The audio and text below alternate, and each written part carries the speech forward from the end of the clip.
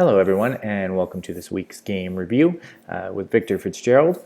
I'm going to be walking you through Wolf3d or Wolfenstein 3D or Escape from Castle Wolfenstein, depending on where you get the app and what you're used to from the old DOS game.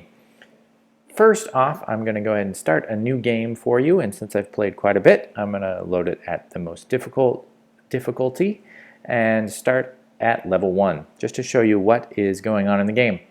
As you can see, the control scheme is simple forward and back and side to side, somewhat similar to a dual analog stick shooter, but a little different just in that we only have one direction really that we use on the gamepad. As you can see, I'm already getting shot. There are guards pretty much everywhere in this version of the game and at this difficulty level, so I'm going to be running around trying to find food, as well as trying to survive all of the guards that appear everywhere. So that being said, as you can see, aiming is very similar to how it used to be in the game. If you get pretty close, you're going to end up shooting the guards, and you'll be just fine. Hanging out in doorways always gives you kind of a one-up on the guards. Save your ammo because you're going to need it.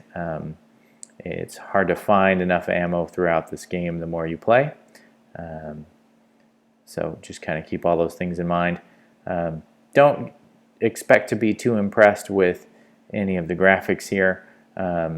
They're not particularly good, but again, remember this is a game that came out in on the original DOS platform a number of years ago. So you can't expect amazing console quality graphics out of a game that was created at the same time as Doom.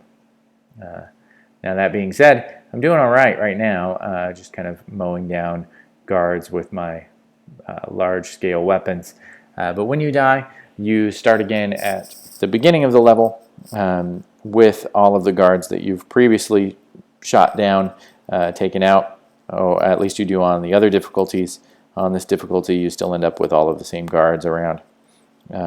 So keep that in mind, that you're going to have to keep running and gunning.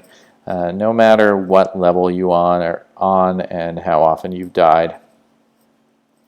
Just like in the game itself, it gets more difficult to hit guards the further away that they are, but you can find all of the same secrets and they'll all be loaded with the same goodies that you had in the original DOS game. That being said, I have really enjoyed playing Wolf3d. It's a good homage to the original Wolfenstein games. It's a good game to play if you enjoy those games and that genre of old 80s or 90s version RPGs and action shooters. This is a great game. That being said, keep track of this video cast and my blog for additional games and resources that you may see reviewed as time goes on. And that wraps up this review of Wolf3d. Stay tuned for more updates.